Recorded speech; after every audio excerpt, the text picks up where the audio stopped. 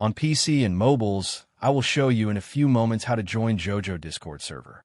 It's the same method on both PC and mobiles. For this, we will open a browser on your PC or mobile. Can be whichever. In my case, I will use Microsoft Edge.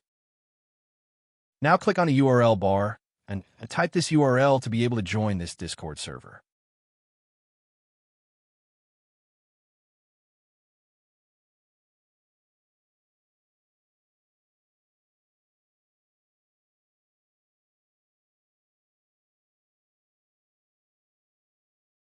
Doing this will automatically start your Discord application if you have it installed.